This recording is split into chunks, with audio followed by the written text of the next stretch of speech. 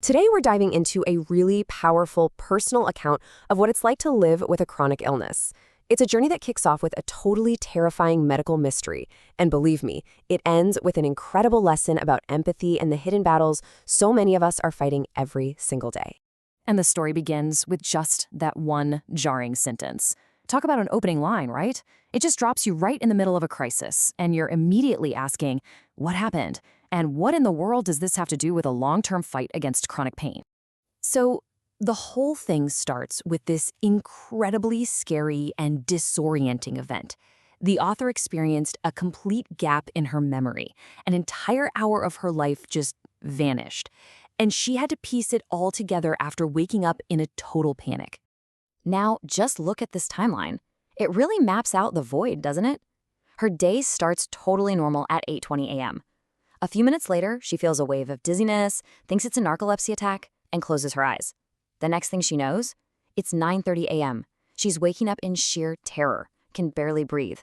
That whole chunk in the middle, a complete and total blank. And when the paramedics show up, they find her oxygen saturation is at a critical 80%. Now, to put that in perspective for you, a healthy level is 95% or higher. Once you drop to 80%, your organs can actually start to shut down. This was not just a dizzy spell. This was a life-threatening emergency. And then there's this detail, which is just chilling. It really shows you the depth of her memory loss. She remembered her dog was right there on the couch with her, but an EMT found the dog locked away in her kennel. The author had zero memory of doing that. It's like her body was on autopilot, acting without her conscious mind at all. You can just imagine the fear, right? That feeling of violation, realizing a full hour of your life just evaporated from your memory. She describes it as utterly terrifying. It wasn't just a medical event, it was a profound psychological shock. So this single frightening event gets immediately filtered through her everyday reality, life with fibromyalgia. And this is where the story pivots. It stops being just a medical mystery and becomes this deeper exploration of what it means to live with a chronic illness. So what is this fibro lens? Well, it's this automatic, almost involuntary reflex. Instead of seeing the seizure as some random, isolated thing, her very first thought was, is this because of my fibromyalgia? She immediately starts Googling, trying to connect the dots between her condition, her meds, and this terrifying new symptom. And here's where this story takes a really cruel twist. She had recently started these new medications that were making her feel better than she had in years. They were helping with weight loss, the chronic pain. She finally felt good. But as she found out, those exact same meds were a huge no-no for people prone to seizures, a risk she never even knew she had. This quote, wow, it just perfectly captures the mental weight of it all. You know, it's not logical that every single health problem is because of fibromyalgia, but that's the reality when you live under its shadow. It becomes the main filter for literally everything your body does. It's a constant draining mental exercise. And that brings us to the heart of what it means to be a fibro warrior.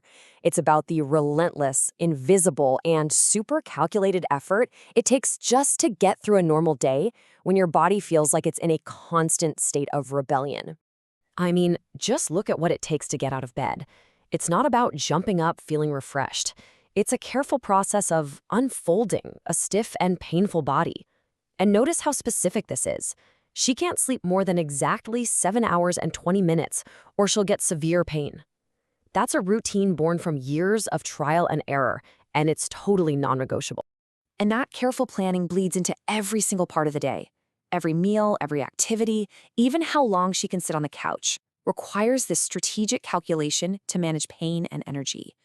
It's a constant mental load that most healthy people, thankfully, never even have to think about. This admission is just so stark and powerful. She explains that she lies all the time about how she's feeling.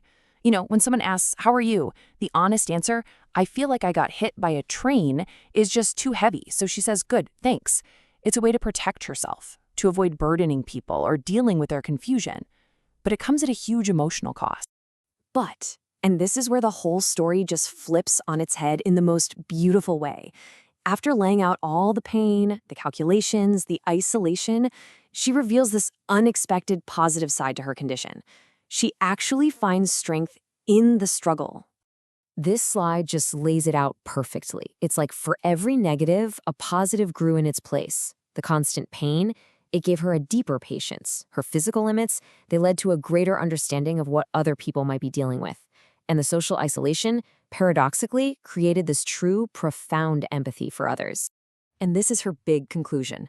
She doesn't mean she's better than other people. She means she's become a better version of herself. Her illness has made her more compassionate, less judgmental, more understanding.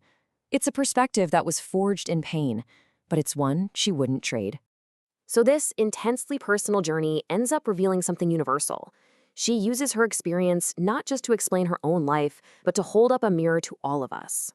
Because what her journey really taught her is that behind all the brave faces we all put on every day, and, behind all the polite, "I'm good, thanks" answers, there's often a much, much more complicated story going on. And this is the core message. Her experience taught her that almost everyone is dealing with some kind of invisible battle, whether it's physical pain or a psychological struggle. Her lens of suffering allows her to see the potential for it in everyone. And so she leaves us with this final, powerful question. Her journey has given her a kind of sight, an ability to see past the surface. She knows the truth about hidden struggles. The question is, do we? Do we look at the people around us with that same level of empathy and understanding?